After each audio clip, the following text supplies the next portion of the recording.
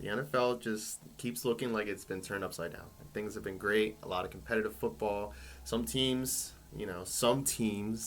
out there, falling from the top, like not falling from the top completely, but just showing that there needs to be improvement made, especially with the Bills as well. And it's crazy to think that the Buccaneers have the best record in football right now. But I have the one and only Glenn Pratt in the building. Yes, here to talk some football with me. How you doing, G? Yo, I hear from Joffey. I know it's time to call it how I see it. Let's do it. Let's do it. Feeling Let's good. get it. Let's get it, G. All right, so like I said, the NFL has been really interesting, G. I think everything on like a football aspect's been pretty interesting, but like to the NFL aspect of things, like you don't really like you think who's really the best, and we'll see in December. Everything's still really early right now, but like it's just really crazy to see how competitive things have been, and there's not been like a clear cut number one team. I mean, like you would say the Eagles, the Bills, but then they come off of two losses back to back. It's really and it's just a lot of things are happening, and it's just like crazy to see how some of these dominoes are falling. But G, do you think this is like the most wide open the NFL's been in a little while? I mean, of course, we're going to be caught up in the recency bias, but Yeah. I know there's been times. There's always bad football. You got 32 teams. I'm going to say half of them we know aren't going to win. You got some of them in the middle, and you got a handful at the end of the day that are going to be that really think are Super Bowl contenders. So, Right. I mean, it's everybody's jockeying for position during the season to try to get that number one seed, or at least try to get home field advantage as far as you can. Right. I think at the end of the day, though, Eagles, 49ers. I mean, we're talking Tampa seems to be a team that's going to be have to be reckoned with. Then you got Detroit. I mean, you still got the same. To me, it's going to be the same teams at the end of the day. I mean, when I say teams like, Carolina, we know they're not winning. To me, Atlanta's not good enough. I mean, I just look at some of these teams; they're not good enough. I mean, their quarterback alone. To me, when I've said in the past, the people like the guy Bryce Young in Carolina, he's not going to be part of a team that's making a run to the Super Bowl. You know what I'm saying? I mean, there's certain ones just Justin Fields, teams like that. I mean, they're just entered. They got to play a schedule. They got to fill out the schedule. You know what I'm saying? So, no, for sure. I mean, it's going to be at the end of the day. There's going to be the same cast of characters. Kansas City seems to be random in the form, getting people back. Yeah. Denver. I mean, I want to say my Steelers, but I want to temper my expectations because I know they got a 40-year-old quarterback. I mean, we don't have the best of offensive weapons. Love DK, but I think otherwise we're just average. Okay. So it's going to be interesting to see going forward, though, no doubt. No, since I wanted to dive into the Steelers and check in with them since you are our Steelers super fan, but like you were saying, so you just think they're kind of mid. You think like right now, like they've been like taking advantage of like an easier schedule. I mean, they're playing, since they're playing, I believe, Cincinnati this weekend. I mean, that's Thursday. Thursday, yes. I'm sorry, tomorrow, and I mean, that looks like a cakewalk. I mean, they look like they're just kind of. I mean, Cincinnati's gonna be more competitive, I guess, now with Flacco. I mean, at first it kind of looked like he was lost, and then kind of found his way. Maybe they just kind of tutored things to help him being new over there and stuff. But I mean, I don't know. I mean, the Steelers. It's been interesting to watch. I mean, like Aaron Rodgers making these throws, DK making catches, defense pulling up plays. Ramsey's been utilized pretty well. I think he's actually shown that he's like playing some of his best ball still. I think I definitely think he's showing he still has a lot in the tank, and he's definitely helping them on defense. Watt's still making plays and stuff. I mean, for the most part too, like we were talking about the injury bug. The injury bug affects everybody, but I mean, for the most part, you guys have been pretty good right now, holding things up. I mean, Warren was banged up a little bit, but now it seems like he's back in the lineup. So once you guys get things together, I mean, who knows, man? Like it's things could break down. I mean, Rodgers can get more comfortable with the offense too, and I think you guys are definitely on the up. I mean, the North. I mean, come on. I mean. Look at the North right now. Like, we're talking about Cincinnati, Cleveland, and even Baltimore. They're getting bit by the injury bug pretty hard. I mean, Lamar. Some people got Lamar on their fantasy teams out here, So, but it's an interesting situation to see. I mean, like the Ravens have just been really bad on defense, and even if Lamar comes back at healthy, I mean, like how much can he really be Superman with a team like that? So, I mean, like, I think the trajectory for the Steelers is on the up, and if you guys just take things game by game, I think things will work out. I mean, yes, there'll be like hiccups along the way. That's just how NFL works. Given game planning and everything involved. But I think you guys might have something going. I think so. But like we were just iterating. Everything's still really early. So can we beat Kansas City? That's the thing. That's how I look at. That's where I put I'm looking at already. That's the bar. Right? That is the bar. You set the bar. Like Kansas City has definitely set the bar. Until somebody like dethrones them and goes to the Super Bowl, they are the bar no matter what. I mean, whether they start off slow and start figuring things out, and beating teams like the Lions at home and starting fights after the game, and but I mean, or teams like the Colts for real. That's right now seem to be. They look legit, honestly. They look like they're rounding things well. I mean, they're the AFC South. I mean, it's just like them in Jacksonville, but Jacksonville's pulling with them as well, and maybe they're capitalizing on easier opponents right now. But like, it seems like Indianapolis seems legit. Jonathan Taylor's been the best running back in football, hands down. Like he's just looking like Saquon last year, and it's good to see because he came back from a pretty bad injury a couple years ago and still been pretty good. But seeing him get back to his like almost MVP form is pretty good to watch. And then freaking Indiana Jones, man, it's just really became a thing. I mean, but Indiana Jones, I like. But like, could we actually attest this to like coaching? I know we always talk about the players at the end of the day have to go on the field and execute, but sometimes I feel like I think coaching is definitely it's definitely showing its face a little bit since the season started. I mean, like Shane Steichen definitely, like if he continues with this, could be a Coach of the Year candidate doing what he's doing with the Colts and stuff. But even like Todd Bowles with Tampa Bay, he knows his team, like he knows how like what to bring out of them, even with injuries like to like the receivers and offensive weapons and stuff. They still manage to like make things work, and that's why they have the record they have right now. So, but like we said, things like the season's, it's a long season, it really is, and the injury bug comes in and out and affects teams differently. But like even to watch like a team like you're saying San Francisco right now, like them pulling ahead and having Mac Jones like filling in as a band-aid and looking pretty good with their offense and stuff. But like a team like that, if they get healthy down the line, they could be really dangerous too. So yeah, a lot of times when it comes to injuries, I've always said that it's when you get hurt. I mean, granted, you can't plan on it, but San Fran's hurt early. How will they be late? You know what I'm saying? Will they be getting healthy at the right time? Right. So a lot of times injury timing has to do with how a team does. I mean, Lamar's hurt now. Granted, they're putting themselves behind the 8 ball. Right. But the same token, what kind of run can they get on? I mean, can he be good at the end of the season? It's usually who's healthy at the end of the season going to make that run. Exactly. So, I mean, like when you're healthy at the end of the season and your team's just like all collectively buying in at the same time, that's when like you really see the better teams come out, and that's when like good football teams show out in the month of December and then going into January and stuff. So it's going to be interesting to see. But back to Lamar real quick. I mean, it's just tough. I mean, like in a situation like that, if they fall too far behind, you'd almost feel like it would be better and more beneficial that they sat him and kind of see where they're going with the coaching situation moving forward. Because I don't know, I feel like Harbaugh, maybe his voice there, and especially what's been going on defense ever since it seems like they lost to McDonald to Seattle. It seems like their defense hasn't really been as good as it used to be.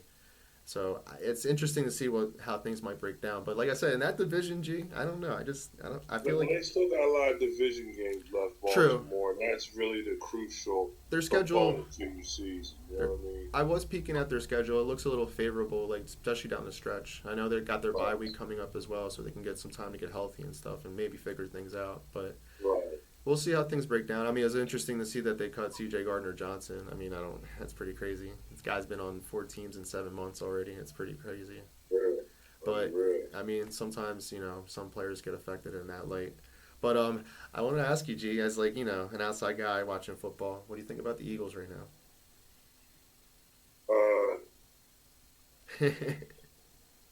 I want to say it's an execution thing. I mean, that's the bottom line. You feel they have the talent. You feel they have the roster. Yes.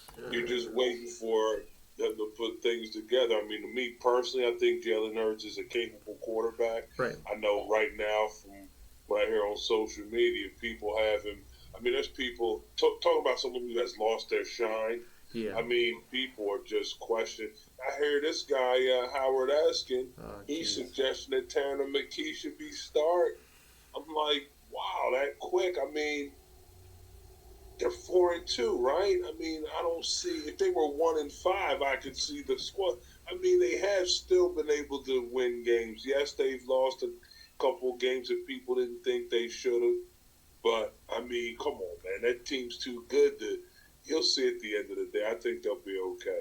See, so that's an interesting dynamic you bring up, just like the Philly voice of things, because honestly, like that, it sounds really idiotic. I mean, we know how Howard Eskin is, but all right. So from like a quarterback aspect, yeah, maybe Tanner McKee might have like a better throwing prowess, but in terms of like moving an offense and stuff and commanding guys and stuff and situational football, I don't think people really realize how much Jalen Hurts really matters in that situation. Like they want to look at the stat line. And honestly, if you're to really break things down, the last couple of weeks Jalen Hurts actually has been throwing the ball very well. So I mean, it hasn't been him. Yeah, that pick like that almost that throw that became an interception against the Giants where he missed AJ Brown in the middle field. Yeah, it's a bad read. It happens. My question with Jalen would only be is I feel like sometimes he has a problem seeing in the middle of the field. I don't know if that's from standing in the pocket. Most of the times when he does step up in the pocket, he ends up running it. So I mean, I can't. It's a mechanical and instinctive thing, especially with his game. So I mean, like it's not going to like really alter over time. It's kind of something you just have to accept. But it's just I mean, like these throws to the outside, they work. The throws to Goddard, they work. I wish, like, because the way that offense works, it needs guys to go in the middle and stuff. And I'm just, I would like to see the ball go in the middle more. And I think that's where some of the problems the Eagles have been having, because I almost feel like they're becoming almost predictable on offense. I mean, like, first and second down, you can put the 8 in the box, have the safety over top. And, it makes it, like, harder, or even putting pressure on Hurts sometimes he can't like, he's, given the pressure and reads and everything involved, can be overwhelming for him in situations. So it's a week by week process. But Jalen Hurts isn't the problem here. I don't believe that. I mean, also too, I think the offensive line's been bitten by the injury bug, and also too, it's when they're not running the ball, it is putting too much on Jalen Hurts, and I guess that's where people want to slam and throw all that weight on top of him, because they expect the quarterback to bail him out. But what happens when Josh Allen isn't fucking doing it the last 2 weeks? I mean, like, come on, man. Like, he's got turnovers. He's making, like, dumbass plays. And I feel like sometimes, like, players like him don't get the same type of slack when, people are just easier to criticize Hurts because they feel like they see this more often. And, I think the Eagles, at the end of the day, when they were winning, it was not, it wasn't mostly on Jalen Hurts throwing the ball. It was, other factors and other contributions, especially from the running game, because that's been our bread and butter. And I've been reading stats like the Eagles' offense right now, like for the first 6 weeks of football, it's been as bad as almost like the 1999 team where Andy Reid first got there with Doug Peterson as the quarterback. So I think things will fix. I mean, I definitely think the coaching aspect to this is really big. I mean, we know Sirianni is taking the CEO role of that team, like the all-seeing eye, controlling things, but like. You picked your buddy here, and I said this like last week. You picked your buddy to do the job, and it doesn't seem like your buddy's doing the job right. And I think where we had this issue 2 years ago, where they had their little collapse at the end of the season, I think it showed in light that the inexperience of coaching from other people that you had in the inside that you thought like were in the best position to make them like succeed, and they didn't. I think that shed light. And then when you got experienced people like Kellen Moore and still having Vic Fangio there now. I mean, it definitely helps on that side of the ball, like, input and situational football from other experiences. And, but play calling is really big, and not, situations happen, but what's been alarming, especially the last 2 weeks, is like their second half, they just kind of falter. So, I mean, most teams want to make adjustments and stuff, but it seems like they kind of look like they keep getting stuck at the chalkboard trying to figure things out in the second half. And, football nowadays, man, it's just like, a couple plays and you're right back in the game. So it doesn't seem like the offensive line is pushing people around like they used to. They were talking about how a lot of times when the Eagles were 2nd and 3, now they're 2nd and 8. You know what I'm saying? That first down run is they're getting bottled up, right? Making that 2nd and 8, and it just changes the play, the way plays are called. I mean, granted, still you feel they have the capable players to still be able to convert, but it just seems as though that it's getting a little harder for them. Yeah, The offensive line isn't pushing people around like they were last year and the couple year before. No, I agree with you. You see it definitely, and we always talk about it. The game is always won in the trenches, and that's what they've been doing in like the last couple of years, especially even like back to their first Super Bowl run. So like, it's, I mean, I know Statlin's been well renowned as his work as their offensive line coach, but like, I guess like they're gonna have to they're gonna dive in deeper and really figure it out and start pushing the pile more and mauling and like they used to and stuff. But I think in due time, I think like we said in the beginning of this take, I think talent will show over time. It's just a matter of time. It's just like I would rather bet on the talent in the long run of things and then see how things formulate. But G, I appreciate you coming on and shooting the shits with me. I appreciate you having me, man. Anytime. Always look forward to calling it how I see it. Let's do it. All right, G. I appreciate you, man. Have a good one. You too. I'll talk to you, Joffey. Be safe.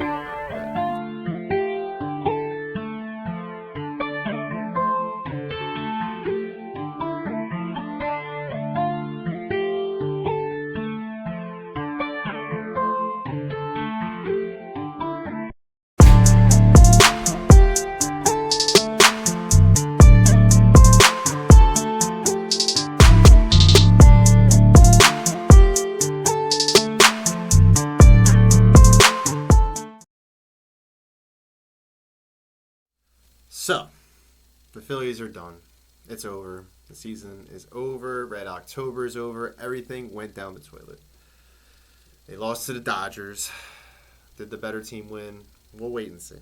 But the Dodgers are up 2-0 against Milwaukee, and it makes me ponder at the idea if the Phillies were there, maybe, But it's not reality, and that's just the way it is. The new reality is what's to expect of the Phillies moving forward, right? They got some free agents coming up, including Kyle Schwarber, MVP candidate, very well-known home run hitter. We're looking at Ranger Suarez. And that one might hurt a lot when we lose Ranger, because I think it's going to happen that way. There's no possible way where we can pay everybody and keep everybody. I hate to say it like that, and I think he even in his comments to the press about when they asked him about possibly, leaving Philadelphia, how much it meant to him and how much he would like to stay. And it really showed out in the way he spoke. But being with the organization since the age of 17 and just, pitching your arm off, honestly. And it's just been really a pleasure to watch Ranger Suarez from starting off to the bullpen to becoming a great starting pitcher, all-star pitcher. It's just, he merits a big contract and he deserves every penny he gets. And, whether it miraculously comes through us or he goes somewhere else because he has Scott Boras as his agent. Yes, Scott Boras is Ranger Suarez's agent, super agent, and we know what Scott Boras is about. So we'll see what happens with Ranger. Just as long as he doesn't go to the Mets, please, just don't go to the Mets. That's the only thing. But I think he's cool enough to understand not to make a deal like that. But, it's his life. He can make that decision. So we have him. We're looking at Harrison Bader, which was a big part of our team moving forward and after the All-Star break, after we traded for him. And there were so much questions about getting him, and then he really outperformed everything we expected from him. At least from what my perspective of things, I did not expect Harrison Bader to help lead our team, take off the leadoff role down the stretch, and help us really push into the playoffs. It's a shame he got hurt in the first game against the Dodgers, and it kind of showed a little bit. But one person couldn't save that team anyway. So, and as I dive into the Dodgers series a little bit, they did fight. It was cool to see them fight back in the throwback uniforms and everything. And, a couple people told me at work, minus controversies aside, not stepping on home plate, Dodgers, just saying. But, maybe Ryan Kirkering just put us out of our misery because the way the bats were looking, it didn't look like we were going to hit the ball at all in that game. So, Who knows? Maybe things could have broke down differently, but that is the reality of things. We are not playing baseball anymore, and now the 2026 season is going to be very interesting to see, and it's going to be very interesting to see what Dave Dombrowski does with this core team. We might see possibly Bryce Harper going back to the outfield. It's going to be interesting to see how things break down, and kudos to Bryce Harper, the only member of the Phillies to be nominated for a Gold Glove, and it would mean a lot if he was to win a Gold Glove, and because of team needs and understanding what he means to that team and going back to the outfield, to win a Gold Glove at first base, basically just learning the position on the fly, and that's really remarkable, and that's just shows the talent of who Bryce Harper is, and he's going to be a Hall of Famer one day. So minus all that, I mean, we still have a lot of people we got to pay. I mean, that Aaron Nola contract, not looking so great now. But, we'll see how he rounds the form, and we'll see. I say that, I throw this out there because he's due $27 million, I believe. But in terms of how things are breaking down the cap, we're looking at Harper, Trey Turner. We won't have Castellanos on the book anymore, and I think just because of the way things ended with him and us this year, it's a shame because he did kind of come through for us a little bit in that series against the Dodgers, keeping us alive, at least in Game 2.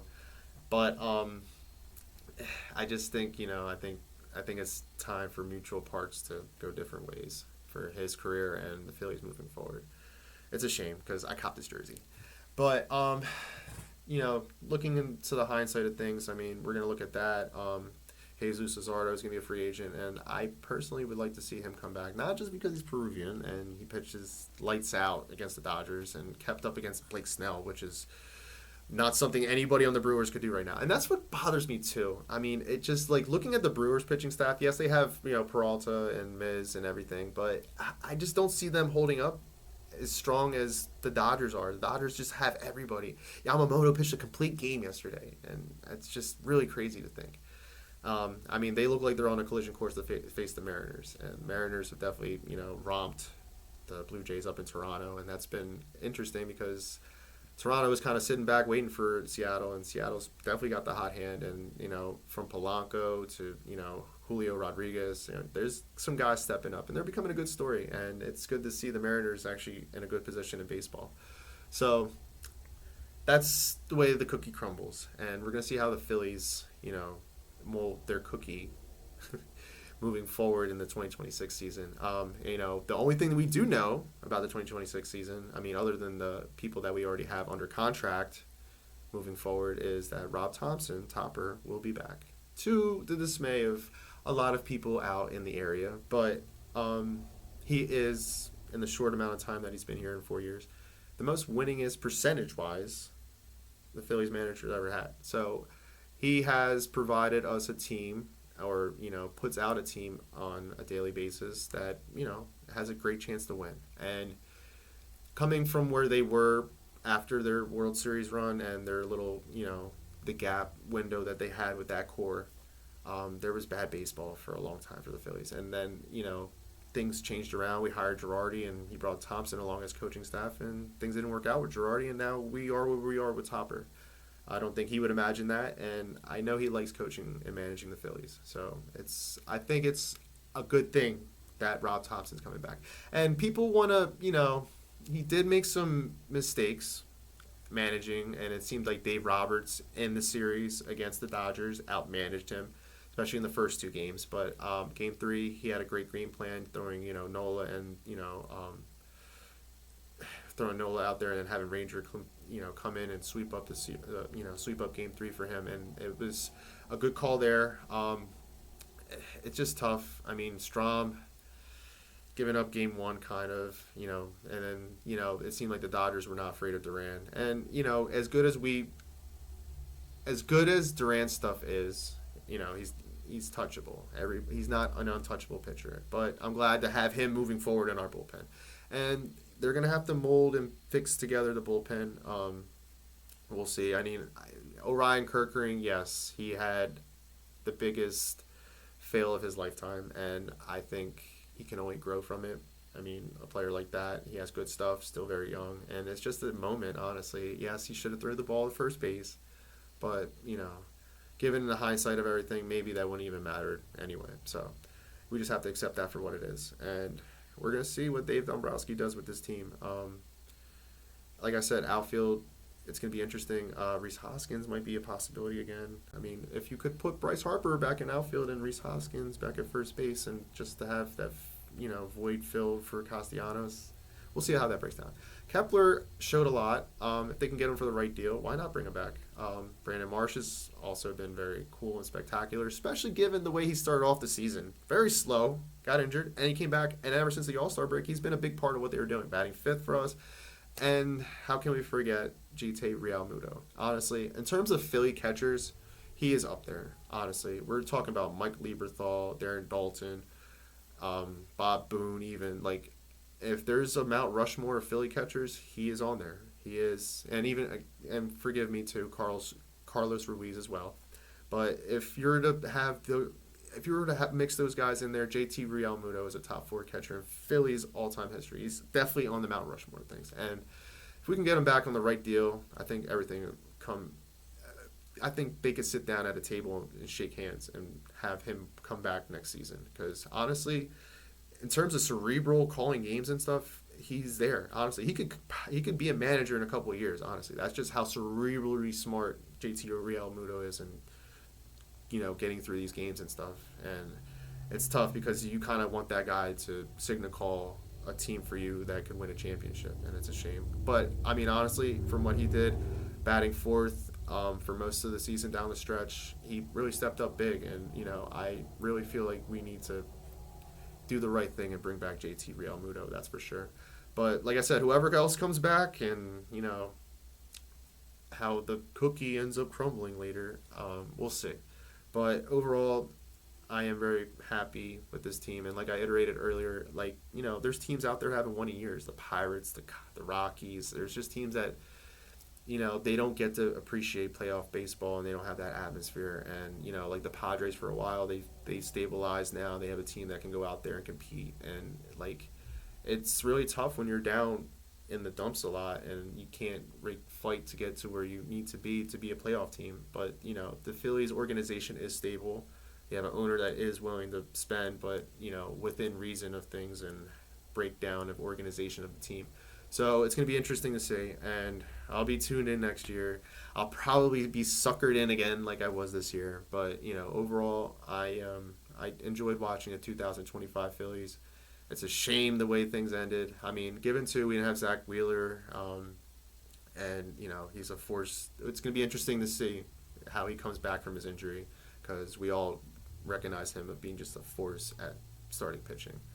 So we'll see how things break down. But I'm excited to see what moves forward, what we can add to what we have going forward, and if we have to cut ties with certain with certain players, then so be it. That's just nature of the beast, and that's just how the game goes.